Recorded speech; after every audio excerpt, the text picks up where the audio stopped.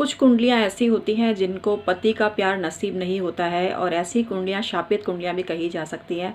लेकिन फिर भी यहाँ मैं बोलूँगी कि पति का प्यार ही सब कुछ नहीं होता। अगर आपको माता पिता और भाई बहनों का प्यार मिल रहा है तो इसको आप बहुत बड़ी उपलब्धि समझिए। अगर आपके विवाह नहीं हो रहा है तो परेशान मत होइए, बल्कि आप ये सोचिए कि अगर आपके ग्रह गोचर बहुत ज़्यादा खराब है और ऐसे में आपकी शादी हो गई तो क्या आपका जीवन सुखी रह पाएगा। अगर आपके जीवन में सुखी विवाहित होने का योग ही नहीं है और फिर भी आप जबरन शादी की इच्छा किए जा रहे हैं और इसके लिए भरसक प्रयास किए जा रहे हैं, तो मेरा ये आज का वीडियो आपके लिए बहुत काम का है। नमस्कार मित्रों, मैं हूँ डॉक्टर उमाश्री। आज बेहद खास जानकारी आपके लिए लेकर आई हूँ। मित्रों, जन्म कुंडली का जो सप्तम भाग होता है वो आपके स्पाउस को रिप्रेजेंट करता है, लेकिन आज मैं स्त्री जातकों की ही बात कर रही हूँ, गर्ल्स की कुंडली की बात कर रही हूँ। और यदि उनकी कुंडली में कुछ स्थितियां बहुत ज़्यादा खराब हों तो उनको सावचेत हो जाना चाहिए और विवाह संबंध तय करते समय उनको धोखा भी हो सकता है या फिर बहुत जल्दी तलाक भी हो सकता है। और कुल मिला के तलाक नहीं भी हुआ तो ज़िंदगी में कोई रौनक नहीं होती है, ज़िंदगी में हमेशा मायूसी छाई रहती है। और कुल मिला के ऐसी स्त्रियों को अपना निर्वाह भी खुद करना पड़ता है। पति ना तो कमाता है, ना ही शक्ल सूरत से अच्छा होता है और ना ही ससुराल भी ऐसे लोगों को अच्छा मिलता है। तो क्या है वो स्थिति? पहली चीज़ तो मैं बताती हूँ क्यों लोग मंगली लोगों से घबराते हैं। पहली चीज़ तो यह है कि जो मंगलिक लोग होते हैं उनको नॉन मांगलिक से कभी भी शादी नहीं करनी चाहिए। अगर आपने कर ली है ना तो सिर्फ इसका आप खामियाजा ना ज़िंदगी भर भुगतते रहेंगे और देखिएगा किस तरह से आपके जीवन में संकट आते हैं। तो ये आपको प्रैक्टिकली करके देखने का शौक है तो ज़रूर शादी कीजिएगा। लेकिन मेरी सलाह यही है कि अगर आप मंगलिक हैं तो अपने बारे में कुछ भी ना छुपाएं और मंगलिक जीवन साथी चयनित करके और उसी से आप विवाह करें तो फिर आपके विवाह में टिकने की गारंटी रहती है। लेकिन फिर भी नोक झोंक और ये जो क्या कहते हैं इसको झड़प होना, आए दिन उठते बैठते कलह होना, ये स्थिति तो नॉर्मल होती है। इसके लिए मेंटली प्रिपेयर आपको रहना चाहिए। दूसरी चीज़ ये है कि अगर सप्तमेश अस्त है तो जीवन साथी आपको आपसे 19 मिलेगा, 21 बिल्कुल भी नहीं मिलेगा। तो अगर आप जीवन साथी ढूंढ रहे हैं और उसमें बहुत सेलेक्टिव हो रहे हैं कि चूज़ी हो रहे हैं कि मुझे ऐसा चाहिए वैसा चाहिए, पैसे वाला भी हो, खूबसूरत भी हो, फिल्मी स्टार की तरह लगे, तो फिर इस गलतफहमी में आप जीना मत, ज़िंदगी को ख़राब कीजिए। आपको ऐसा जीवन साथी कुछ भी कर लीजिए नहीं मिलेगा, क्योंकि आपकी कुंडली में सप्तमेश अस्त है। तो जैसे तैसे भी अगर आपको मिल गया, अगर सुंदर है तो पैसा नहीं कमाएगा, पैसा कमाएगा तो बदसूरत होगा। कुल मिला के अगर सब कुछ सही है तो स्वभाव खराब होगा, पति का स्वभाव अच्छा है तो ससुराल बेकार मिलेगा। तो ऐसी स्थिति के लिए आपको मेंटली प्रिपेयर रहना चाहिए, तभी आपका विवाह तय हो सकेगा। इसके अलावा कई लोग कहते हैं हमें सेकंड हैंड नहीं चाहिए, हमें विधुर नहीं चाहिए।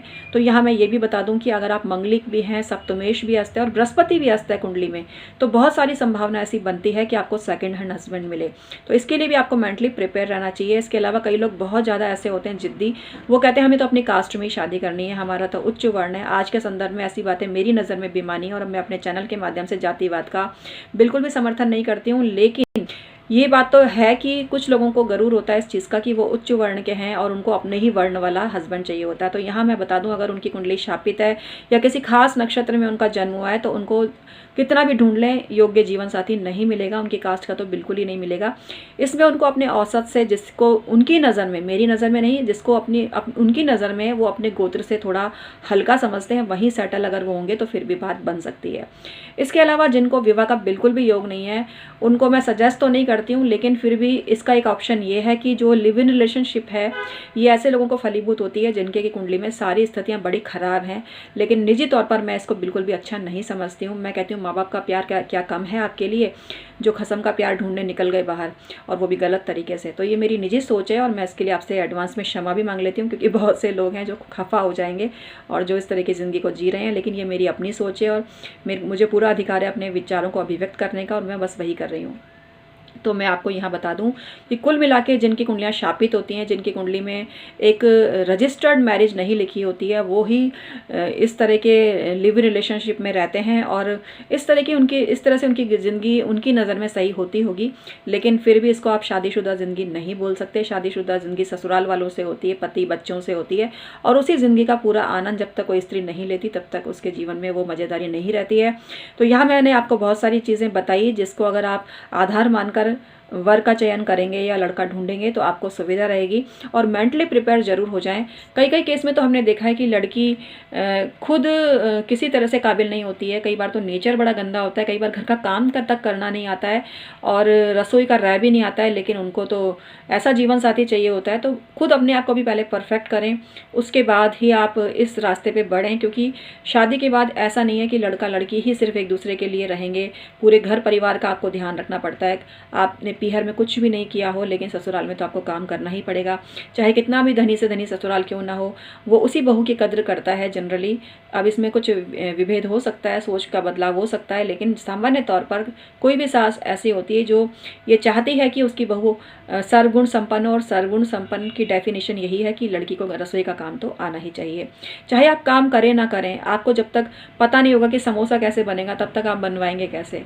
आप कचौरी कोई समोसा समझ लेंगे और किसी ने आपको कचौरी कोई बता दिया कि यही समोसा है, तो आप तो मान लेंगे ना उसको। कुल मिला के मेरी बात आप समझ गए होंगे। आप में परफेक्शन होना चाहिए और परफेक्शन धीरे धीरे आता है। किसी भी काम को छोटा ना समझें। कोई भी स्त्री घर का काम करने से छोटी नहीं हो जाती है। कोई भी स्त्री जो अपने घर में घर को अपना समझ के काम करती है वो ही महारानी की तरह राज करती है। एक बार सबका दिल जीत लिया तो फिर कोई कहीं नहीं जाएगा, और एक बार अगर किसी का भी दिल आप नहीं जीत पाए तो सारी जिंदगी एड़ी चोटी का जोर लगा दो, कोई आपका भरोसा नहीं करेगा। इसके अलावा कुछ लोगों को ये भी शिकायत होती है कि शादी के बाद लड़कियां पीहर बात करती हैं, बार बार अपनी मम्मी से बात करती हैं। तो मैं आज के ज़माने में सासू माओं को भी बोलूँगी कि उनको अपनी सोच बदलनी पड़ेगी। क्योंकि आप किसी की बेटी को ब्याह के लाए हो, बाजार से खरीद के नहीं लाए हो, जो उसको आप एक नौकरानी की तरह उसके साथ व्यवहार करते हो। आपको अपनी सोच बिल्कुल बदलनी पड़ेगी। और ये थोड़ा सा डिफरेंट हो रही है बात, लेकिन ऐसा होता है बहुत घरों में। और कुछ लोगों ने मुझे बोला कि इस मुद्दे को भी आप उठाइए। तो लड़की अगर शादी करके आपके घर में आ गई, इसका मतलब ये नहीं है कि उसको अपनी मम्मी से बात करने का हक नहीं है। उसको बिल्कुल हक है और उसके लिए आप किसी भी तरह से नहीं रोक सकते उसको, और कानून भी लड़की के ही साथ है इस मामले में। इसके अलावा आपको कुछ और बातों का ध्यान रखना पड़ेगा कि किसी भी सासू माँ को ये हक तो है, लेकिन उनको थोड़ा सा अपनी उम्र के हिसाब से बालों की सफ़ेदी का ख्याल रखना चाहिए। और उनको ये पता होना चाहिए कि कितना घुसपैठ उनको बेटे बहू की ज़िंदगी में करनी चाहिए। कई बार बेटे को वो मामाज बॉय बना के रखना चाहती हैं, सिर्फ अपना ही गुलाम बना के रखना चाहती है, या एक तरह से इनसिक्योर होती हैं कि कहीं बेटा उनके हाथ से निकल ना जाए। तो ये स्थिति भी बड़ी भयावह होती है और इस मानसिकता से भी उनको निकलना चाहिए। तो मित्रों, आज जो है हम गणतंत्र दिवस मना रहे हैं, तो आपको बहुत बहुत बधाई सभी को। और हम सभी एक अच्छे इंसान बने। हर इंसान अपने भीतर की कमियों को दूर करे, हर इंसान परिष्कृत हो, तभी देश महान बनेगा। और हमारे जो देश में इतने महान लोग हुए हैं जिन्होंने देश के निर्माण में अपना योगदान दिया है, मैं उन सभी को प्रणाम करती हूँ। और आप सबसे यही रिक्वेस्ट करती हूँ कि आप भी देश के प्रति अपने कर्तव्यों को पूरा करें और देश में कमियां निकालना बंद करें कि अरे हमारे देश में तो ये है वो है। अपने देश में आप जितना गौरव करोगे, अपने देश में आप जितना गर्व करोगे, जितना फक्र करोगे, उतना ही आपका मस्तक ऊंचा होगा। तो गणतंत्र दिवस की पुनः आपको बहुत बहुत बधाई। और आज का जो वीडियो है आपको कैसा लगा ये मुझे आप अवश्य ही कमेंट करके बताइएगा।